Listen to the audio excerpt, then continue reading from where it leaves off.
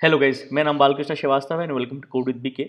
सो इस वीडियो में हम एक जावा प्रोग्राम लिखेंगे to count the number of digits in an integer और हम दो मेथड यूज करेंगे, एक स्ट्रिंग यूज करके और दूसरा व्हाइल लूप यूज करके।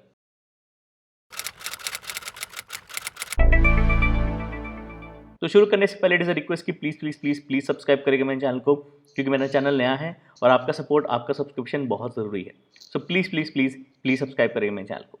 तो हमको दिया गया है एक इंटीजर इनपुट। ओके, सपोज करिए इंटीजर n बराबर 100 है, उसमें हमको नंबर ऑफ डिजिट्स पता लगाना है। तो n 100 है तो उसमें नंबर ऑफ डिजिट्स 3 है तो आउटपुट 3 होना चाहिए। ओके, n 24 है, इसमें नंबर ऑफ डिजिट्स 2 है तो आउटपुट 2 होना चाहिए। ओके, तो ये सवाल मैं दो तरीके से करूंगा, पहले हम स्ट्रिंग यूज करेंगे, दूसरे में व्हाइल लूप यूज करेंगे।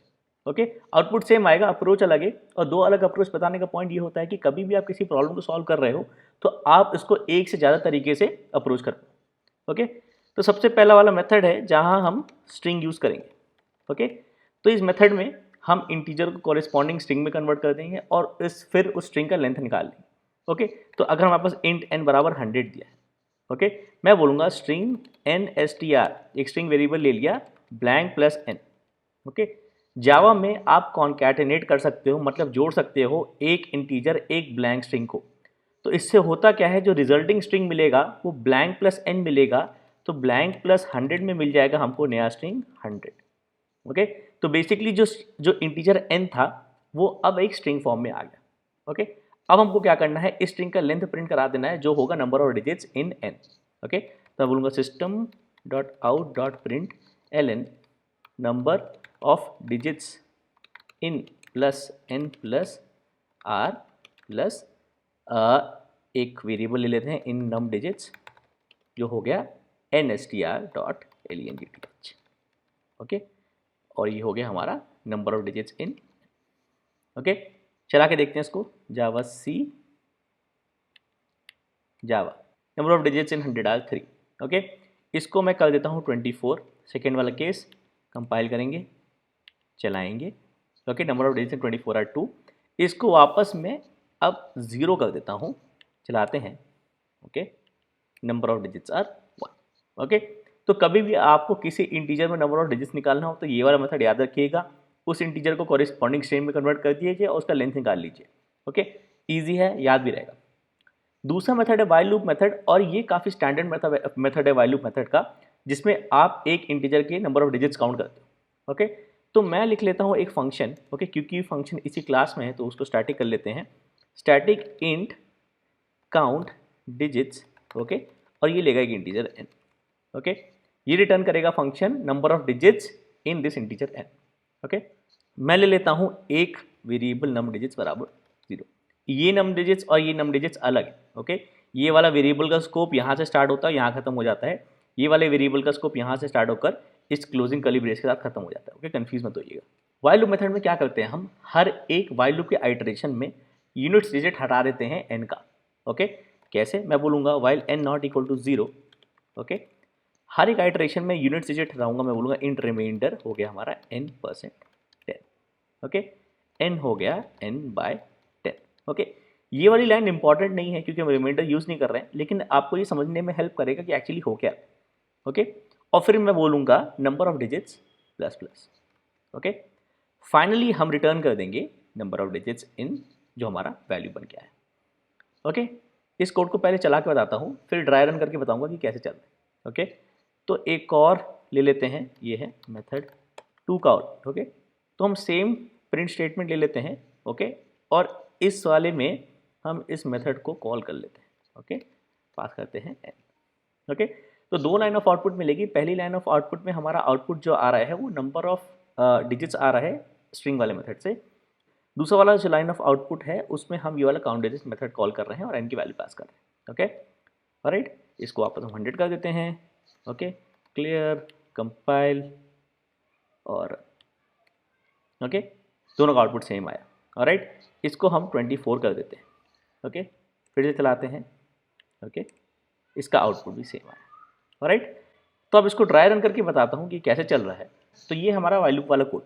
तो हमारे पास वैल्यू क्या क्या है, हम ले रहे हैं n, इस केस में मान लेते हैं 1 2 3 4 है, ठीक है। फिर एक कंडीशन आती है n नॉट इक्वल टू 0 की। ओके, फिर आता है हमारे पास आर, शॉर्ट फॉर रिमाइंडर, इसको इंट आर करके लिखना है पूरा, लेकिन मैं सिर्फ आर ले रहा हूँ, ओके। फिर हमारे पास आता है n/10, ओके, और फिर आता है हमारे पास nd, ओके। ये सारी वैल्यूज है हमारे पास। हम स्टार्ट कर रहे हैं n इक्वल टू 1 2 3 4 से, ओके।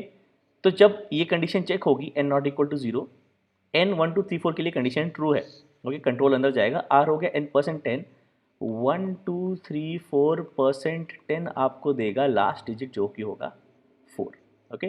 तो r हो गया 4, राइट। अब होगा फिर n/10, तो 1 2 3 4/10, ये इंटीजर डिवीजन होगा, मतलब हमको सिर्फ क्वोशिएंट मिलेगा, मतलब सिर्फ हमको 1 2 3 मिलेगा।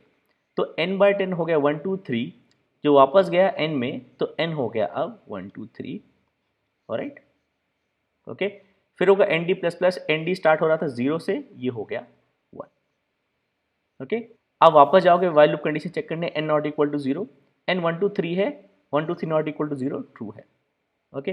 अंदर आए r हो गया n%10, n% हो गया 1 2 3%10, जो कि हो गया 3, लास्ट डिजिट मिला, तो r हो गया 3, ओके। फिर हमने कैलकुलेट किया n/10, 1 2 3/10, इंटीजर डिवीजन हमको देगा 12, ओके। क्वोशिएंट ही मिलेगा, रिमाइंडर चला जाएगा, तो n/10 हो गया 12, n/10 जा रहा है वापस n में, तो n हो गया अब 12, ओके। फिर होगा nd प्लस प्लस, nd 1 था, nd 2 हो गया, राइट। वापस जाएंगे वैल्यू कंडीशन चेक करने के लिए, n not equal to 0, n अब 12 है, 12 नॉट इक्वल टू 0, ट्रू है। वापस गए वाइल के अंदर, r n%10 है, 12% हो जाएगा 2, ओके। तो ये हो गया 2, राइट। फिर हम कैलकुलेट करेंगे n/10, 12/10, ये हमको देगा 1, सिर्फ क्वेश्चन मिलेगा, रिमाइंडर नहीं मिलेगा, तो ये हो गया 1। अब n/10 जब वापस जाएगा n में, तो n हो गया अब 1, ओके। फिर हम करेंगे nd प्लस प्लस, nd 2 था, nd 3 हो गया, राइट। वापस जाएंगे वाइल लूप कंडीशन चेक करने के लिए, 1 not equal to 0, n not equal to 0 true रहेगा। वापस अंदर आएंगे, r equal to n%10, 1%10, any single digit value %10 आपको सेम सिंगल डिजिट देगा, तो ये 1, ओके।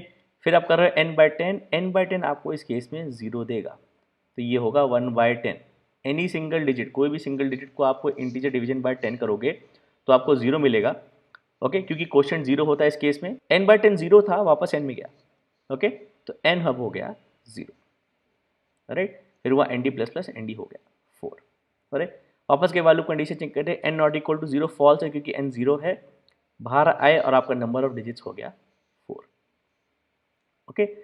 तो आप देख सकते हो कि हर एक आइटरेशन में हम एक यूनिट डिजिट निकाल रहे हैं। तो पहले 1 2 3 4 के लिए 4 था, फिर 1 2 3 के लिए 3 था, फिर 1 2 के लिए 2 था, फिर 1, ओके। और फाइनली हमको nd जो है नंबर ऑफ डिजिट्स बता रहा है, राइट। एक चीज़ और आपको बताना है कि अगर इसको मैं 0 कर देता हूँ, ओके, तो पहला जो लाइन ऑफ आउटपुट होगा स्ट्रिंग वाले मेथड से वो सही आएगा, लेकिन दूसरा वाला मेथड सही नहीं आएगा। तो चला के दिखाता हूँ, ओके। तो पहले वाले में तो number of digits in number 0, तो नंबर 0 भी एक सिंगल डिजिट है, उसका आउटपुट सिंगल डिजिट आना चाहिए, 1 आना चाहिए। नंबर ऑफ डिजिट्स इन 0 आज 0 सेकेंड वाला मेथड बता रहा है, ऐसा क्यों? क्योंकि जब आप इस मेथड में 0 पास कर रहे हो, okay, n not equal to 0, n बराबर 0 के लिए फॉल्स है, तो ये वाइल लूप कभी चला ही नहीं, ये वाइल लूप कभी चला ही नहीं, तो कंट्रोल सीधे इधर ही आ गया जहाँ नम डिजिट्स रिटर्न हो गया। तो n बराबर 0 के लिए वाइल लूप बिल्कुल नहीं चला, रिटर्न नम डिजिट्स हो गया जो कि 0 है, तो n इक्वल टू 0 के लिए रिटर्न वैल्यू 0 हो रही है। तो अगर आप वाइल लूप मेथड यूज़ कर रहे हो तो आपको 0 का केस अलग से लेना पड़ेगा, तो आप कर दो रिटर्न 1 अगर n 0 है, ओके। और बॉर्डर्स केसेस को हैंडल करना आपको स्टार्टिंग से आना चाहिए, क्योंकि आप आगे जाके कोडिंग करोगे, सवाल लगाओगे, तो बॉर्डर केसेस ही हैं जो थोड़ा फंसते हैं, ओके। अब चला के देखते हैं, तो हमारा आउटपुट दोनों केसेस के लिए सही आना चाहिए, okay, in 0 R1 and in 0, okay, right. तो ये था इस प्रॉब्लम का कोड कि आप एक इंटीजर n में नंबर ऑफ डिजिट्स का पता कैसे लगाते हो, ओके। तो आई होप ये वीडियो हेल्पफुल था, आपको अच्छा लगा, आपको समझ में आया। तो अगर आपको इस वीडियो में कुछ समझ में नहीं आया, कोई कोड का पार्ट समझ में नहीं आया, तो प्लीज़ कमेंट से मेंशन करिएगा, मैं हमेशा कोशिश करता हूँ आपके कमेंट्स का रिप्लाई करूँ। प्लीज़ लाइक करिएगा वीडियो को, सब्सक्राइब करिएगा मेरे चैनल को, और प्लीज़ कमेंट से बताइएगा आपको वीडियो कैसा लगा। आप कमेंट से मुझे हमेशा बता सकते हैं अगर आप मुझसे कोई क्वेश्चन सॉल्व करना चाहते हैं या फिर कॉन्सेप्ट डिस्कस करना चाहते हैं। Thank you.